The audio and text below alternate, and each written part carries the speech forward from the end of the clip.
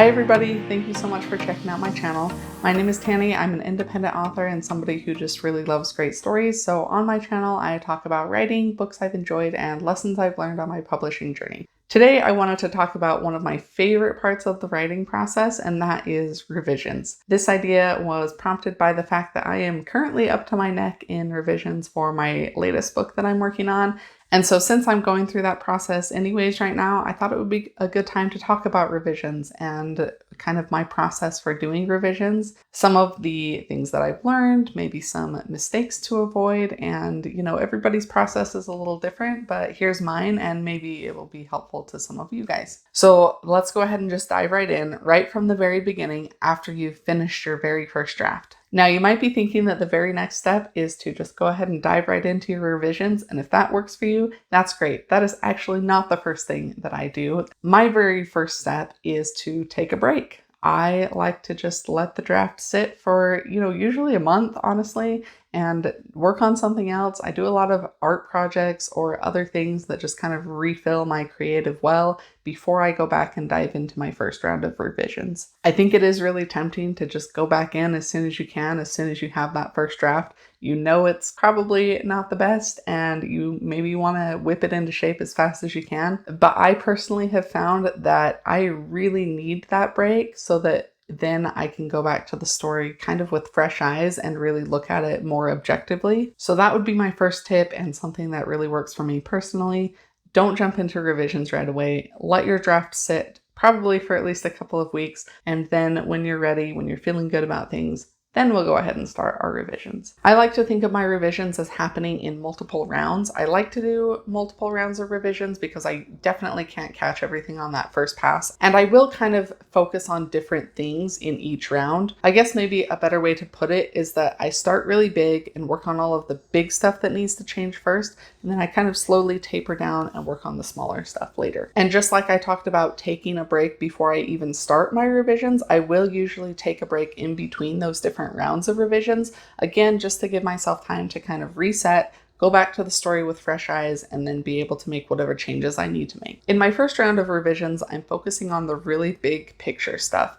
Oftentimes, these are things that I already know need to be changed and fixed because as I've been writing that first draft of the story, I've had new ideas, I've had new things come up, I've had scenes that I'm not happy with, that I know I'm not happy with. And so as I'm writing my first draft, I will often have a separate document open side by side where I'll just kind of start making note of those things. And then when I get to my first round of revisions, I go through that document and I'll also add stuff to it just so that I can kind of have a plan for myself of what I need to work on in revisions. This is super important to me, especially in that first round where there are so many big picture things that need to be worked on. Plot holes or, changes to the plot, pacing issues, character arcs, adding new scenes if I need to, or looking at scenes that maybe aren't working very well and deciding whether or not I just need to cut some of those things entirely. Anything like that that is really going to change or impact, big parts of the story or maybe even the story as a whole, that's the things that I'm really focusing on in that first round of revisions. I do know some people who will actually go through and read their entire story from start to finish before they even decide what to do with their revisions.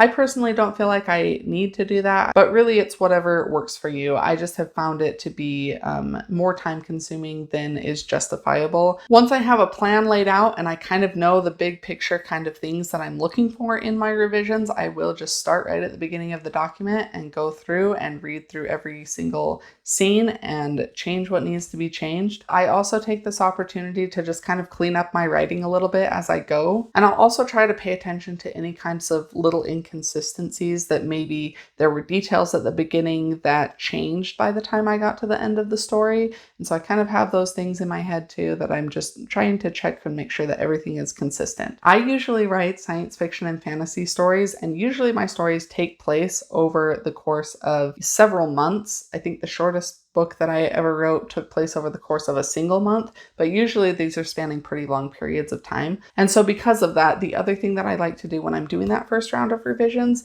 is to make kind of a timeline of events for myself where I will actually go through and list out, all the important plot events that happen during a specific day. And this just helps me keep track for myself, and also because when I am making a reference to time in the book, whether something happened a week ago, 4 days ago, if something needs to happen in the future in 3 or 4 days, whatever the case may be, I want to make sure that that lines up realistically with where the characters are at and what's going on in the story. And if all of that sounds like a lot, it's because it is. My first round of revisions tends to be the biggest one. It's a lot of work. It takes the longest amount of time, and there's a lot of moving parts and a lot of different things to keep track of. Once that first round of revisions is done, again, I will just kind of let the story sit and take a break, do other things, watch TV, whatever I want, and then I will come back for a second round of revisions. The second round of revisions, I really am trying to get through a lot faster because I want to have more of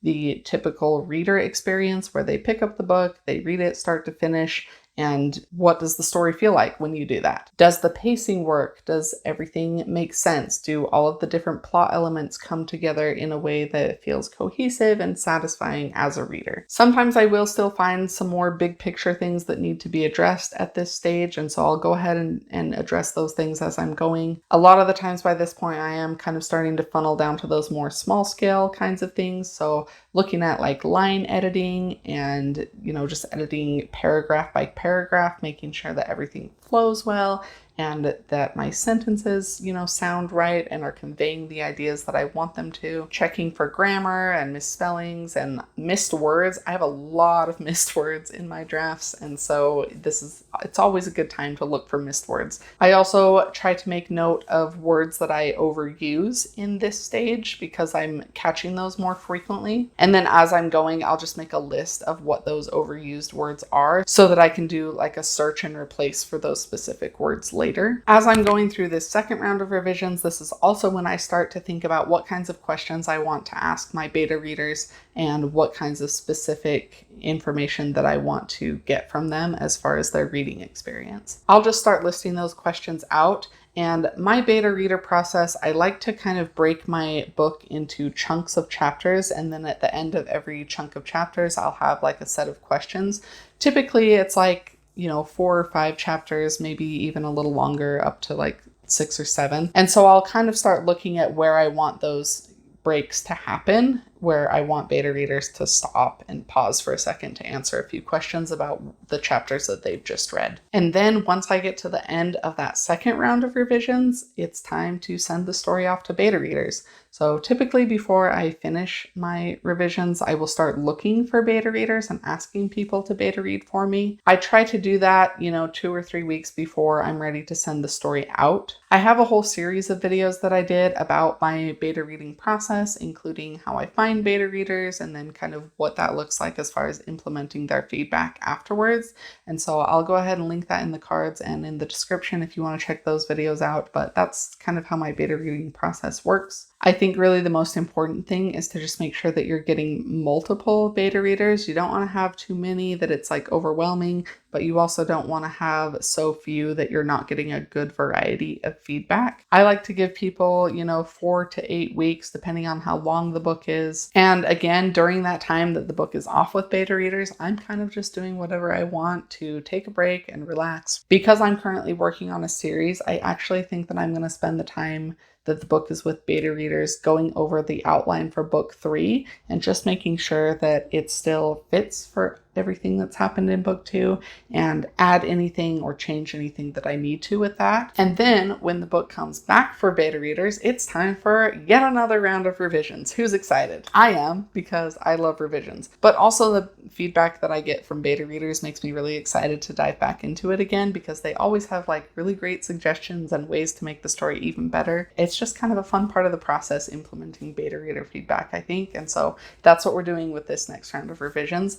I will go through all of my beta reader feedback. I'll kind of make a list of like some common things that came up, what needs to change. Again, I have a whole video on that, so I'll go ahead and just link that. But once I've made a plan based on my beta reader feedback, then I'll just go ahead and start working through the story again from start to finish, going through, making all the changes, all the revisions. Sometimes there will be things that come up that are more big picture things that I kind of want to check with beta readers about. Or I guess more specifically, I have a couple of critique partners who I really trust and who I feel like are kind of on the same page with me as far as what I'm trying to do with my stories. And so those are often the people that I'll go to and say, you know, hey, I'm thinking of making this change. What do you think of this? And just kind of bounce some ideas around before I actually implement those changes. Sometimes I will even send out a few scenes that have really changed drastically to my critique partners and have them read those again and just kind of, you know, share any thoughts and feedback they have. So that was round 3 of revisions for anybody who's still keeping track.